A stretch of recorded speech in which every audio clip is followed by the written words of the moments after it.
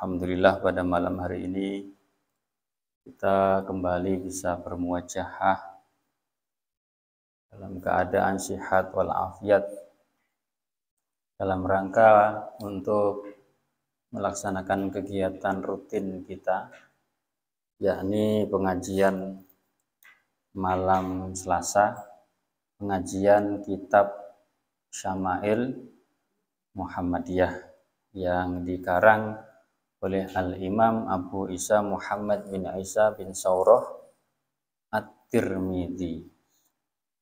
Nah, hadirin sekalian, pada malam hari ini kita akan membahas kelanjutan dari pembahasan yang lalu, yaitu kalau kemarin itu kita membahas buah-buahan ya, buah-buahan yang dimakan oleh Rasul, dan malam hari ini kita akan membahas minuman yang biasa diminum oleh Rasul. Kita mulai saja. Bismillahirrahmanirrahim. Qala al-musannifu rahimahullahu ta'ala, Al-Imam At-Tirmidzi rahimahullahu ta'ala wa nafa'ana Allah bi'ulumihi fid dunya wal akhirah. Babu ma ja'a fi sifati syarabi Rasulillahi sallallahu alaihi wasallam. Bab yang membahas terkait dengan minuman Rasulullah sallallahu alaihi wasallam. Hadis yang pertama, haddatsana Ibnu Abi Umar, haddatsana Sufyan an Ma'mar an Az-Zuhri an Urwah an Aisyah radhiyallahu anha qalat. Telah menceritakan kepada kami Ibnu Abi Umar, telah menceritakan kepada kami Sufyan dari Ma'mar, dari Az-Zuhri, dari Urwah, dari Aisyah radhiyallahu anha. Qalat, yang mana Aisyah mengatakan, kana ahabbasy syarabi ila Rasulillah sallallahu alaihi wasallam al-khulwul baridu. Adalah minuman yang paling disukai oleh Rasulullah sallallahu alaihi wasallam itu adalah minuman manis yang dingin. Minuman manis yang dingin. Kalau kemarin buah, ini minuman. Minuman manis yang dingin. Tergambar nggak kira-kira? Jadi kalau nyari es, belum ada kulkas waktu itu. Ya, jadi minuman yang manis sekaligus dingin, maksudnya itu bukan dingin es, tapi dingin yang tawar. Ya, jadi bukan dinginnya es, tapi dingin yang tawar. Namun minuman itu manis. Nah, bagaimana penjelasannya? Kalau kita nggak ada penjelasan dari ulama yang mensyarah kitab ini, yang nggak tahu gitu. Nah, di dalam kitab Al-Mawahib Al-Laduniyah yang dikarang oleh Al-Imam Al-Baijuri, di sini dikatakan ya, apa yang dimaksud dengan al-khulwul baridu, minuman dingin yang manis gitu. Ya, atau minuman yang manis yang dingin. Ya, maka dijelaskan oleh beliau di dalam kitabnya ini, ya, wal muradu bil ma'il khulwi, ya, dan yang dimaksud dengan air yang air yang manis tadi, air yang dingin yang manis tadi, itu al ma'ul azbu au al manku'u bitamrin au zabibin, adalah minuman air tawar yang direndam. Dalam air tawar itu ada kurma atau zabib. Zabib itu anggur yang kering, atau kismis, kisah misteri. Kismis itu. Jadi apa yang dimaksud dengan air dingin, ya, yang manis gitu, atau air manis yang dingin tadi, itu adalah semisal air tawar yang diberikan di dalamnya itu tamer. Tamer itu kurma yang kering. Kalau kemarin kan kita membahas rutop, ya. Rutop itu kan buah yang biasa dimakan oleh Rasul bersamaan dengan buah yang lain yang sejenis dengan timun. Nah, kalau tamer itu beda. Kalau tamer itu sudah kering. Makanya kan ulun semalam menyampaikan perbedaan. Kalau masih padi masih di tangkainya apa ngarannya? Padi. Sudah di apa? Ambil ngarannya apa? Gabah gitu. Jadi istilahnya sudah beda. Ya, kalau gabah sudah digiling namanya baras, ya kan beda. Ya, jadi jenisnya sudah beda. Sama gitu di dalam penggunaan istilah dalam bahasa Arab itu, kalau kurma yang masih mangkal, hanyar dipanen, ya masih basah itu namanya rutop. Ya, namanya istilahnya rutop dan itu masih dianggap sebagai buah gitu. Ya. Kemudian ketika dikeringkan, nah itu namanya istilahnya beda lagi, namanya tamer. Nah, Rasulullah SAW itu ketika beliau menginginkan minuman yang manis itu, beliau memasukkan tamer, kurma yang kering tadi direndam beberapa hari, kemudian airnya tadi itu atau sari manisnya dari tamer tadi keluar. Ya, mungkin ya nggak terlalu manis ya. Jika waktu itu sudah ada blender gitu, mungkin Rasulullah juga memblender gitu. Karena yang namanya air yang manis itu ya yang main manisnya itu berasal dari buah itu ya. Kalau fakta sekarang itu ya jus. Fakta sekarang itu ya jus itu, jus buah itu gitu. Jadi sama. Nanti ada penjelasannya. Nah, kemudian al-mamzuju bil asal atau air yang dicampur dengan madu. Itu air biasa yang dicampur dengan madu. Madu kan pasti manis kan gitu. Jadi yang dimaksudkan oleh hadis ini menurut Al-Imam Al-Baijuri itu adalah antara dua tadi, yaitu air tawar yang dicampuri dengan buah.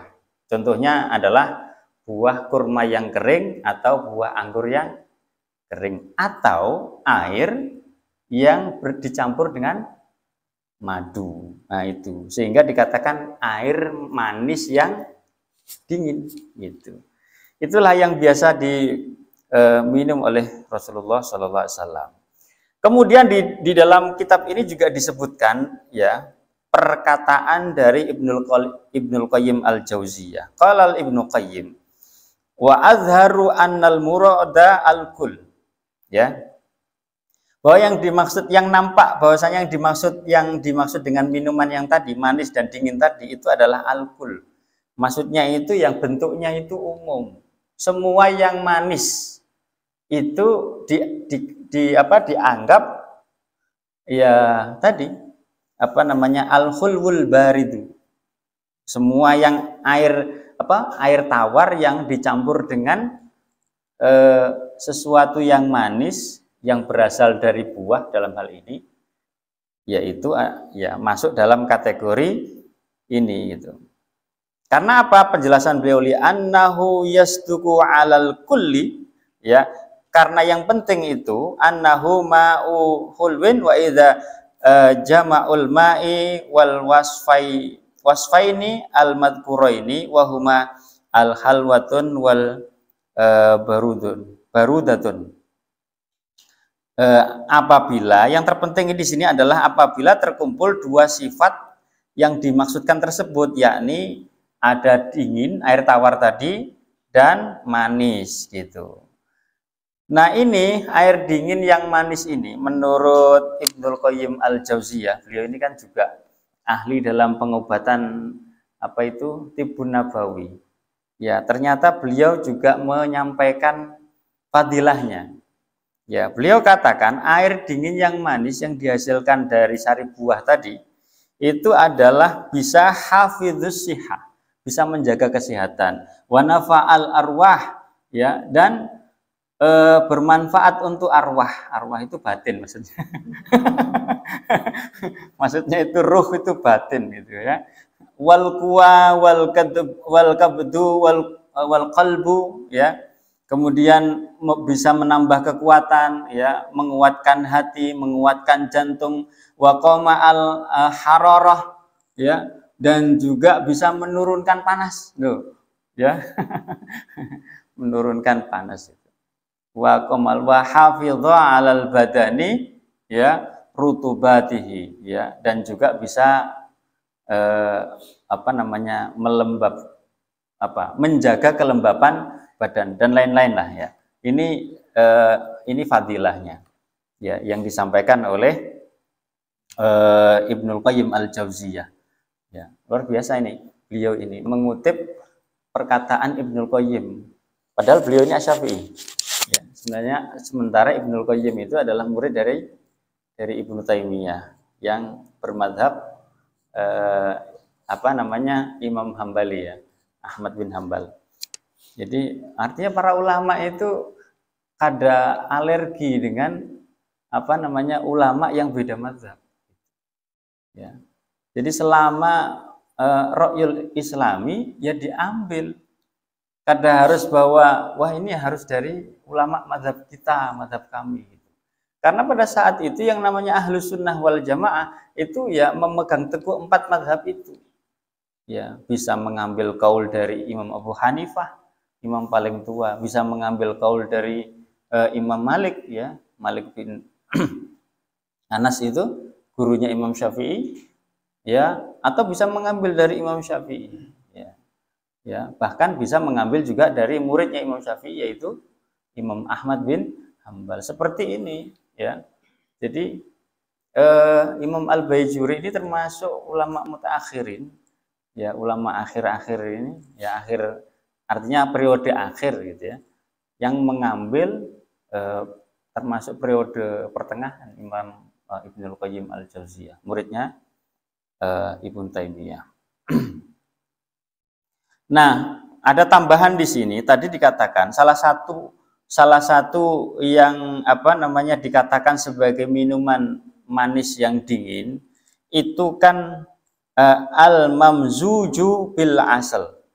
Ya, yakni air yang dicampur dengan madu. Nah, beliau katakan ada faidah di sini. Faidatun fi syurbil ma'il al-mamzuji bil asal. Ya, ada faidah ketika meminum air tawar yang dicampur dengan madu. Fadhaillah tahsa minha, yang tidak ada batasnya keutamaannya itu. Ya, annahu yudhibul balgham. Ya, di antaranya adalah bisa menghilangkan lendir. Orang yang biasa minum madu, ya, ternyata salah satu keutamaannya, manfaatnya itu adalah bisa menghilangkan lendir. Biasa nyanyi, yang biasa azan, nah itu. Ya, bukan hanya itu, sebenarnya itu menjaga kesehatan. Gitu. Artinya madu itu kan termasuk minuman yang digemari oleh Rasulullah. Tentu di dalamnya banyak manfaat, termasuk manfaat yang disampaikan oleh Imam Al-Baijuri ini. Kemudian wa yu'zilu khamlal ma'idah, ya, bisa membersihkan kotoran-kotoran perut, ya, dan lain sebagainya. Wa yahulu li zaujatiha wa yadfa'u fadilatiha wa yaftahu sadadiha wa yaskhaniha wa huwa anfa'u lil ma'idah. Kesimpulannya itu dikatakan oleh beliau bahwa tidak ada minuman yang masuk ke perut yang lebih baik daripada madu. Nah itu. Ini tadi kalau air tawar yang dicampur dengan madu, yang termasuk ke dalam minuman al-khulwul baridah.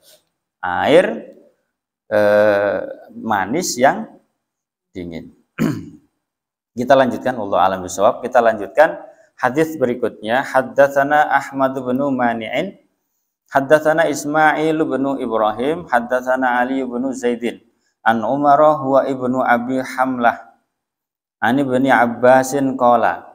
Telah menceritakan kepada kami Ahmad bin Mani telah menceritakan kepada kami, Ismail bin Ibrahim telah menceritakan kepada kami, Ali bin Zaid dari Umar, ya, yakni Ibnu Abi Harmalah dari Ibnu Abbas radhiyallahu anhuma. Qala dakhaltu ma'a Rasulillah sallallahu alaihi wasallam ana wa Khalid bin Walidi ala Maimunah. Ya.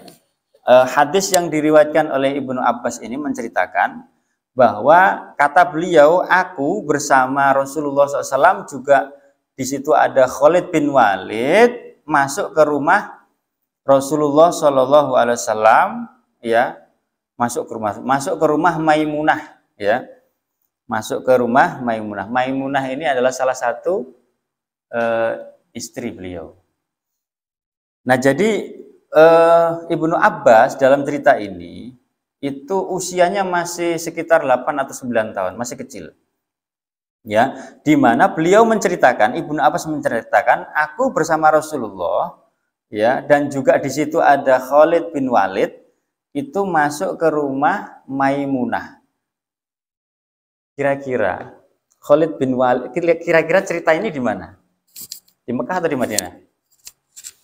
Di Madinah. Khalid bin Walid masuk Islam itu kan ketika Fathu Mekah. Logikanya di situ. Artinya Ibnu Abbas itu ketika Khalid bin Walid itu sudah berhijrah atau pindah dari Mekah ke Madinah, yaitu sudah dewasa. Karena perang Uhud saja beliau menjadi panglima yang mengalahkan kaum muslimin gitu. Artinya usianya jauh lah.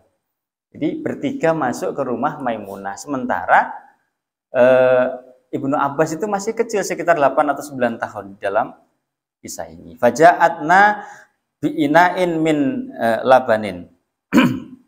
Kemudian Maimunah, ya, menuangkan atau menyuguhkan kepada kami, ya, sewadah air susu. Fasyariba Rasulullah sallallahu alaihi wasallam wa ana ala yaminihi wa Khalidun ala shimalihi. Ya. Maka kemudian Rasulullah SAW meminumnya. Minum tadi sewadah susu. Sewadah susu. Kemudian Ibnu Abbas mengatakan, aku itu berada di sebelah kanannya Rasul, sementara Khalid itu berada di sebelah kirinya Rasulullah SAW. Faqalali, maka kemudian Rasulullah SAW mengatakan kepadaku, asyarbatulak, ya, engkau boleh minum.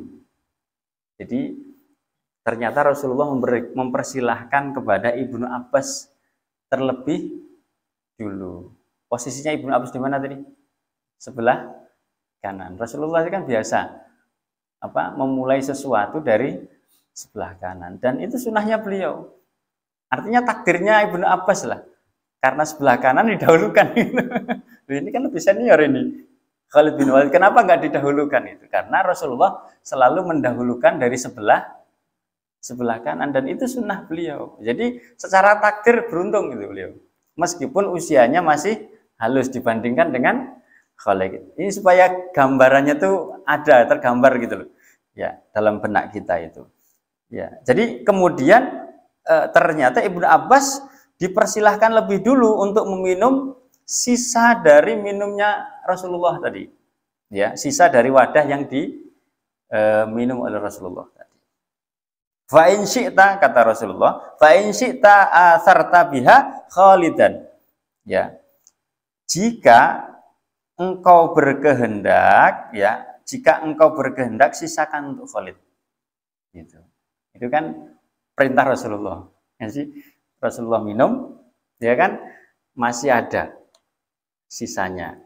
Kemudian dipersilahkan kepada Ibnu Abbas, minumlah. Kamu boleh minum. Tapi tolong kalau kamu pengen sisakan buat Khalid gitu. Fakultu, maka Ibnu Abbas mengatakan, ma kuntu liuthira ala su'rika ahadan. Tidak akan aku sisakan, aku tidak akan menyisakan untuk siapapun sisa minuman Rasulullah ini. Wah, kalau orang Jawa itu kemalan, kata. Ya, seolah-olah Ibnu Abbas itu ya serakah gitu. Wah, nggak mungkin lah ya. Artinya ada penjelasannya nanti. Ya, kalau nggak ada penjelasannya kita nggak tahu gitu. Seolah-olah nanti, wah sahabat ini kok kamu nggak mau berbagi itu. Padahal sebenarnya itu ya Rasulullah pun melihat itu dan Rasulullah tidak permasalahkan, tidak mempermasalahkan kejadian. Summa qala Rasulullah sallallahu alaihi wasallam. Kemudian Rasulullah SAW bersabda, man at'amahu Allahu ta'aman, ya, barang siapa yang diberikan oleh Allah makanan, maka hendaklah falyakul, ya, maka hendaklah ia mengatakan atau ia membaca Allahumma barik lana fihi wa at'imna khairan minhu. Ya. Jadi barang siapa yang diberikan oleh Allah makanan, ya, maka diperintahkan untuk berdoa. Berdoanya begini, Allahumma barik lana fihi, ya, wa at'imna khairan minhu. Ya. Artinya, ya Allah berkahilah kami pada makanan ini. Ya. Dan berikan kepada kami makanan yang lebih baik daripada ini. Ini yang doa dari Rasul, ya. Kalau Allahumma barik lana fima razaqtana wa qina adzabannar, itu juga ya diduga dari Rasul juga. Walaupun hadisnya lemah gitu ya. Tapi bukan palsu ya, tapi lemah. Gitu. Wa man saqahu Allahu azza wa jalla labanan, dan barang siapa yang diberikan oleh Allah susu, ya, falyakul, maka hendaklah ia membaca doa Allahumma barik lana fihi wazidna minhu. Ya Allah berkahilah kami pada minuman ini dan tambahkanlah lagi minuman yang seperti ini. Jadi bukan yang lebih baik tapi tambahkan yang seperti ini, berarti tambahkan susu. Jadi kalau orang itu diberikan rezeki berupa susu oleh Allah, maka minta tambahan susu lagi. Artinya apa? Ya, menurut riwayat ini nggak ada minuman yang lebih baik gitu. Kalau makanan berarti masih ada makanan yang lebih baik. Kalau minuman kok mintanya tambahnya cuma ini, berarti minuman ini sudah high levelnya itu. Levelnya sudah paling tinggi. Summa qala, kemudian Ibnu Abbas mengatakan, qala Rasulullah SAW, Rasulullah SAW bersabda, laisa syai'un yuzji'u, ya, laisa syai'un yujzi'u makanat ta'ami wasyarabi ghairul laban. Ya, tidak ada sesuatu pun yang dapat menempati kedudukan makanan dan minuman selain susu. Artinya ya susu ini Rasulullah yang bersabda, ya. Rasulullah beliau katakan bahwa ya susu ini menempati posisi ya makanan yang paling baik, termasuk juga minuman. Jadi hadirin sekalian, perlu Al-Fakir sampaikan terkait dengan kenapa kok tadi Rasulullah mendahulukan Ibnu Abbas, ya tadi ya jawabannya karena beliau terbiasa mendahulukan yang sebelah kanan, meskipun yang sebelah kiri itu lebih tua. Itu jika yang di depan nggak ada yang lain. Kalau cuma ada kanan dan kiri. Kalau di depan itu banyak orang tua, tentu yang didahulukan adalah orang-orang tua. Ini konteksnya berbeda. Jadi ini beliau hanya mendahulukan karena sebelah kanan itu adalah Ibnu Abbas. Ini bukan karena Ibnu Abbas itu termasuk kerabatnya, sementara Khalid itu bukan.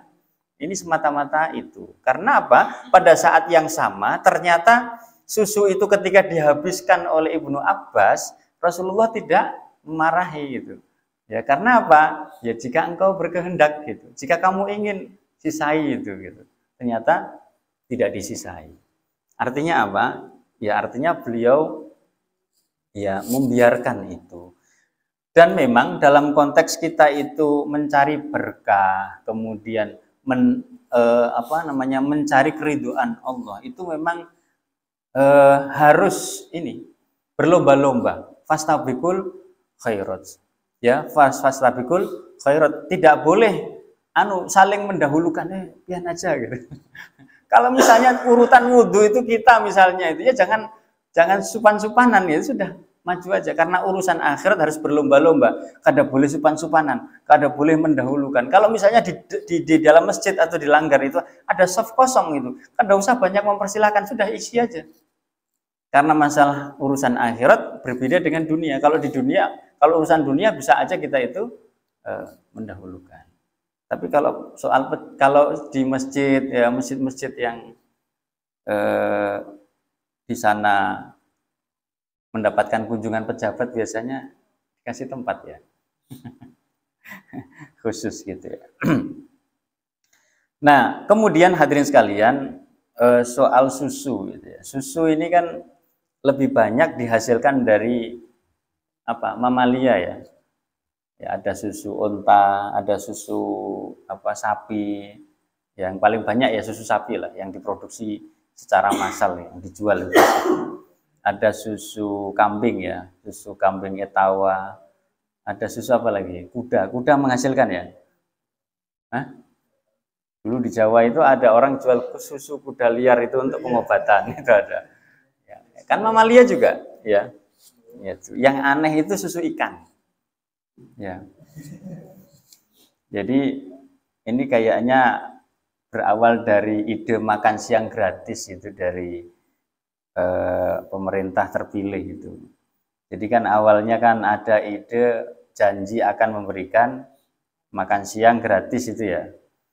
Tiba-tiba berubah jadi makan bergizi gratis. Jadi berubah bukan makan siang tapi makan bergizi gratis ya. Kemudian turun anggarannya ternyata dari yang awalnya berapa? 15.000 menjadi 7.500. Nah, ternyata ujungnya itu ada berita tentang susu ikan ini gitu. Ya, nggak tahu ya. Yang tentu pihak-pihak terkait itu ya punya ahli lah. Cuma bagi orang awam seperti kita ini kok ya ada gitu susu ikan gitu. Wong susu dari mamalia aja banyak gitu. Ya, wallahu alam. Apakah memang apa yang dimaksudkan itu supaya nanti itu logis untuk diturunkan lagi nilainya dari 7.500 menjadi 3.000 ya nggak tahu gitu kan. Tapi yang jelas itu kayaknya susah kalau mencari susu ikan itu gitu. Karena ikan memang tidak memproduksi susu. Yang ada itu zat sejenis susu. Seperti yang diberitakan kemarin itu ada penelitian, itu ternyata kecoa itu juga bisa menghasilkan susu. Bahkan susunya itu lebih baik daripada susu-susu yang dihasilkan oleh mamalia. Tapi itu bukan susu, zat sejenis susu gitu. Nah itu coba bayangkan mengambil susu dari kecoa itu loh, kan kecil. Ya susah lah itu ya. Sebagaimana juga mengambil susu dari ikan gitu. Yang nanti kalau misalnya tiba-tiba cuma jadi ikan aja nggak tahu, nggak ada susunya. Wallahu alam. Tapi yang jelas kita kan melihat sebagai orang awam itu kok agak lucu ya gitu. Dari awalnya 15.000 yang masih logis kalau dengan susu sapi, ternyata ya turun jadi 7.500, akhirnya muncul apa? Susu ikan. Ya mudah-mudahan aja kita tunggu kan. Ya, kita tidak pesimis itu kalau memang negara yang bisa menghadirkan. Tapi masalahnya yang jadi pesimis itu karena kok berubah-ubah itu. Kok berubah-ubah. Sehingga sebagai rakyat itu layak untuk mempertanyakan itu. Tidak boleh diam. Gitu. Karena memang nyata di depan kita. Wallahu a'lam bishawab. Kita lanjutkan bab selanjutnya, masih ada waktu ya. Babu maja'a fi sifati syurbi Rasulullah sallallahu alaihi wasallam. Bab yang membahas terkait dengan cara minum Rasulullah sallallahu alaihi wasallam. Haddatsana Ahmad bin Mani'in haddatsana Hushaimun haddatsana Asimun al-Ahwal wa Mughiratu 'anis Sya'biyyi 'an Ibnu Abbasin. Jadi hadis ini diriwayatkan dari Ibnu Abbas. Anna Nabi sallallahu alaihi wasallam, bahwasanya Nabi sallallahu alaihi wasallam syariba min Zamzam wa huwa qaimun. Bahwasanya Rasulullah sallallahu alaihi wasallam meminum air Zamzam sambil berdiri. Nah ini kok kayaknya berbeda itu ya. Anak saya itu hafalannya diantaranya itu. Ya, jangan makan sambil berdiri. Tentu jangan minum juga sambil berdiri. Ini kok justru ada riwayat Rasulullah SAW minum air zam-zam sambil berdiri. Kemudian kita baca lagi lah riwayat yang lain. Apakah ada yang sama? Haddatsana Qutaibah bin Sa'idin, haddatsana Muhammad bin Ja'farin an Husainin al-Muallim, an Amr bin Syu'aibin an abihi an jaddihi. Dari Umar bin Syu'aib dari ayahnya, dari kakeknya, ya, yang mana kakeknya berarti Syu'aib ya, mengatakan ra'aitu Rasulullah sallallahu alaihi wasallam yashrabu qa'iman wa qa'idan, ya, aku melihat Rasulullah sallallahu alaihi wasallam minum sambil berdiri dan sambil duduk. Ini dalam riwayat yang lain. Di sini tidak dikatakan bahwa Rasulullah minum air zam-zam, tapi minum air saja.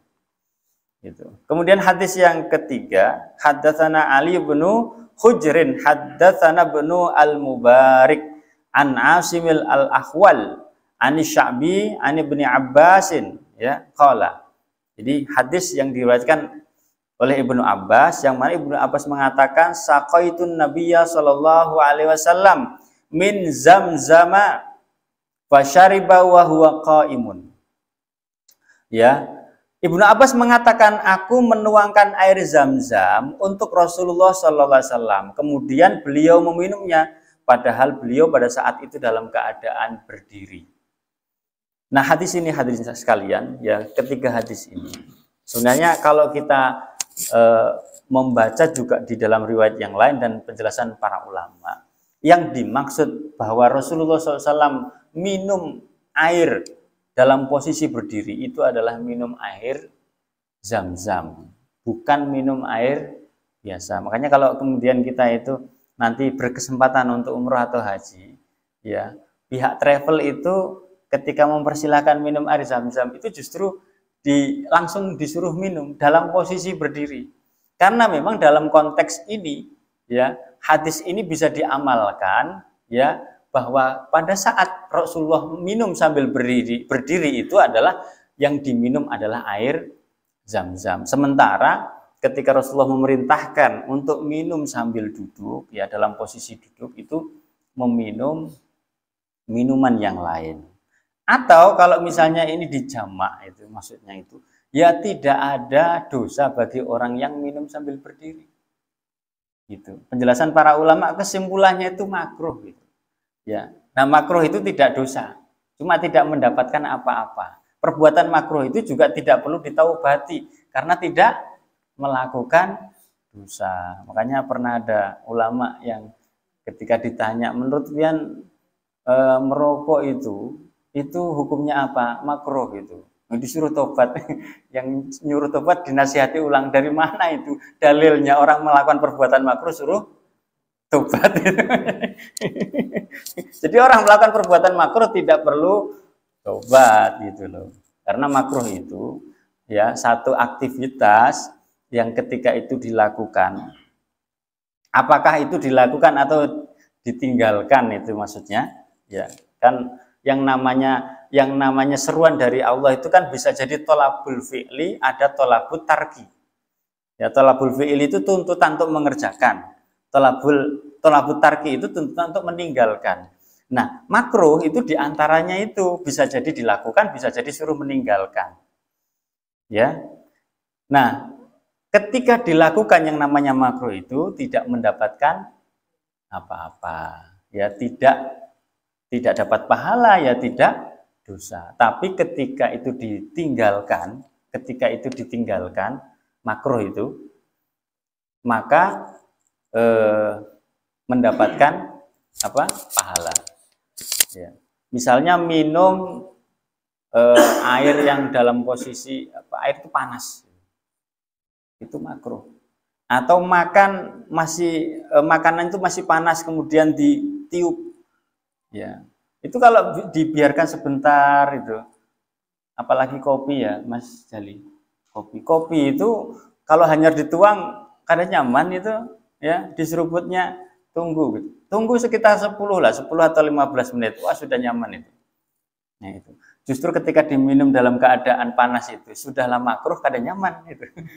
Tapi kalau diminum itu tunggu 10 menit atau 15 menit sudah hangat, udah mantap itu, nikmat itu. Kenapa? Belum penyuka kopi soalnya. Kemudian masih ada ya? Setengah? Hah? Oh, satu lagi. Ya. Satu lagi hadis ya. Haddatsana Abu Quraibin Muhammad bin Ala'i wa Muhammad bin Tarifin Al-Kufi. Qala, ya, keduanya mengatakan haddatsana Ibnul Fudail ya, anil A'mas an Abdul Malik ibni Maisarah an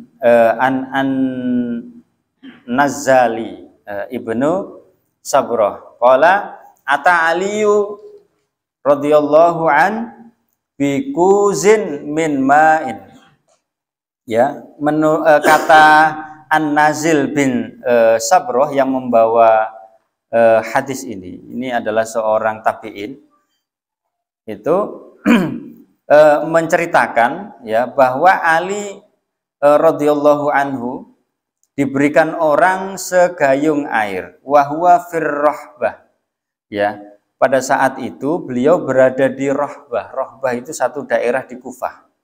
Fa'akhoda minhu kafan, kemudian beliau mengambil air itu, yakni Sayyidina Ali tadi itu mengambil air itu ya dengan sedokan tangannya. Jadi diberikan air, ini kayaknya mau wudhu. Jadi diberikan air seciduk atau segayung. Ya, air itu dimanfaatkan oleh Sayyidina Ali dari sedokan. Jadi apa namanya? Ini sedokan ya. Jadi mengambil airnya itu cuma segini. Gitu. Nah, dari air yang dituangkan ke tanah tadi, ke tangan beliau tadi, itu kemudian dimanfaatkan faghsala yadaihi ya wa madmadha wastansyaqa, ya. Ia kemudian mencuci kedua tangannya. Jadi ibarat ini gayung dituangkan, ya. Dari dituangkan itu kemudian tangannya dicuci dengan air itu. Sedikit sekali, nggak mancur gitu. Kemudian dikucurkan lagi, ya, air tadi dipakai untuk berkumur, ya. Kemudian dipakai untuk istinsyak. Istinsyak itu untuk menghilangkan kotoran-kotoran yang ada di dalam hidung. Wa masaha wajhahu wa dhira'aihi wa ra'sahu, ya. Kemudian membasuh muka, ya. Jadi sedikit-sedikit membasuh muka dengan air tadi, kemudian membasuh tangan, ya, kedua tangan beliau sampai hasta, dan juga mengusap kepala. Jadi sedikit-sedikit, ya. Kemarin kan bedanya antara membasuh dengan mengusap itu kan, kalau membasuh itu bahasa lain kan mencuci, berarti harus ada air yang menetes. Jadi kalau misalnya sah nggak wudhu itu menggunakan semprotan. Misalnya kita itu berada di tempat yang memang airnya terbatas, misalnya di tanah suci. Boleh nggak wudhu dengan menggunakan semprotan? Boleh. Caranya apa? Disemprotin. Sampai netes. Kemudian berniat wudhu, bisa itu. Ya, demikian juga tangan juga gitu. Disemproti sampai kelihatan ada netes, usap-usap. Diusap-usapkan itu air itu. Sampai ke hasta ini, sampai ke siku, hasta, sampai ke siku. Kemudian tsumma syariba ya wa huwa qaimun. Ya, kemudian beliau itu minum dari air itu sedang beliau, yakni Sayyidina Ali, ya, dalam keadaan berdiri. Ternyata nggak membasuh kaki di sini, nggak ada membasuh kaki, cuma basuh, ya, tadi mencuci tangan, kemudian membersihkan mulut, membersihkan hidung, kemudian mencuci muka, ya, kemudian mencuci kedua tangannya sampai ziro, sampai sikunya tadi. Kemudian beliau itu minum dari air tadi, dari air dari cidukan tadi, ya. Summa qala, kemudian Sayyidina Ali mengatakan hadza wudhu'u man lam yuhdits, ya, ini adalah cara berwudu bagi orang yang tidak berhadas. Ternyata beliau itu wudu, tapi wudunya itu bukan wudu sempurna. Kalau wudu sempurna berarti wudunya orang yang berhadas. Makanya disebutkan di sini tidak mencuci kaki, ya, cuma cukup sampai mengusap kepala saja tadi, ya. Kemudian beliau katakan hakadza raaitu Rasulullah sallallahu alaihi wasallam fa'ala, demikianlah aku melihat Rasulullah SAW melakukan ini atau berbuat seperti ini. Nah, ini juga hadis, ya. Jadi bukan berarti yang namanya hadis itu harus qala Rasulullah gitu, ya. Karena yang namanya hadis itu, hadirin sekalian yang dimuliakan oleh Allah, itu dikatakan hadis itu bukan hanya perkataan, perbuatan, atau takrir. Ada satu lagi itu, apa? Sifat, pensifatan kepada Rasulullah. Ya. Nah, apa yang disebutkan di dalam kitab Syama'il ini lebih banyak pada pensifatan. Ya, artinya yang namanya hadis itu tidak melulu qala Rasulullah. Karena kalau qala Rasulullah jelas banyak yang kurang. Ya. Karena yang namanya hadis itu apa yang disandarkan kepada Nabi. Nah, apa yang disandarkan kepada Nabi ya termasuk perkataan sahabat ketika mereka itu melihat beliau melakukan suatu perbuatan. Contohnya ya ini, ya, Rasulullah menurut penuturan Sayyidina Ali tentunya ketika wudhu tidak perlu menggunakan banyak air, cukup air yang dituangkan ke tangan beliau, kemudian dicuci tangan, ya. Setelah itu dibersihkan mulut, ya, kumur-kumur, membersihkan lubang hidung, kemudian mencuci muka, ya, sebagaimana wudhu itu, kemudian mencuci kedua tangan, ya, dengan air yang terbatas tadi, dan membersihkan mengusap kepala. Nah, kemudian riwayat ini sebenarnya itu bukan berbicara masalah wudhu, tetapi berbicara tentang cara minum. Ya, pada saat itu kan posisinya masih berdiri Sayyidina Ali, dan menceritakan pada saat itu air yang dipakai untuk wudhu tadi juga dipakai untuk minum. Artinya di dalam riwayat ini menyebutkan bahwa Rasulullah itu pernah minum sambil sisa air wudhu tadi. Itu sisa air yang dipakai untuk wudhu dipakai untuk minum juga, dan itu pun tidak dalam posisi duduk, ya, dalam posisi berdiri. Namun dalam riwayat-riwayat yang lain, hadirin yang dimuliakan oleh Allah, ya, para ulama menjelaskan melalui hadis-hadis itu menyimpulkan bahwa kesimpulannya minum sambil duduk itu yang disunahkan, ya, yang disunahkan. Sementara ketika minum dalam posisi yang berdiri tadi itu justru yang dimakruhkan. Artinya tidak sampai diharamkan, dan pengecualiannya itu adalah minum air Zam-Zam. Nanti supaya nggak kaget, karena ulun punya travel juga, nanti ulun ngajak pian, ternyata kenapa ini kok berdiri? Dikiranya nggak ngaji, padahal sebenarnya sudah ngaji, cuma mungkin nggak masuk gitu. Nah, hadirin yang dimuliakan Allah, demikian barangkali yang bisa Fakir sampaikan pada malam hari ini. Ya, selebihnya sebenarnya ketika kita membaca kisah tentang Rasulullah, sebenarnya pada saat itu kita itu berusaha untuk mencintai Rasul. Artinya hadirin, kalau hari ini atau bulan ini masih dalam bulan Maulid, ya, Rabiul Awal, sebujurnya kita itu memperingati Maulid itu tiap minggu sekali gitu loh. Karena hadirin sekalian, peringatan Maulid pada awal dulu dilaksanakan itu karena motivasinya, dorongannya itu kecintaan kepada Rasul. Ya, kecintaan kepada Rasul yang diawali dari seorang penguasa yang menginginkan seorang ulama itu menulis kisah tentang Rasul. Dan kisah tentang Rasul yang dimaksud, yang ditulis oleh ulama tadi itu adalah kayak sirah nabawiyah itu. Pada saat peringatan Maulid, ya, pada saat peringatan Maulid Nabi itulah dibacakan riwayat itu. Ya, memang tradisinya seperti itu. Ya, cuma kan itu kan pada saat peringatan itu saja. Ya, harusnya kalau kita itu betul-betul mau mengikuti Rasulullah, ya setiap saat kita itu belajar, mempelajari bagaimana Rasulullah ini ya mencontohkan kepada kita bagaimana hidup yang baik. Begitu. Nah, kita ini masih beruntung ini membaca kisah Rasul tiap seminggu sekali. Jadi kada usah perlu khawatir pian ya. Di sini kada memperingati Maulid misalnya, peringatan kita itu sudah peringatan Maulid itu tiap hari Senin malam ya. Ya kurang apa lagi? Karena memang riwayatnya seperti itu dan diharapkan bukan hanya peringatannya itu sebenarnya, tetapi ya buah dari peringatan itu ketika dibacakan kisah tentang Rasul, ya bagaimana dakwah beliau, bagaimana perjuangan beliau merubah masyarakat jahiliyah menjadi masyarakat Islam, itu seperti apa, itu memberikan motivasi, memberikan semangat.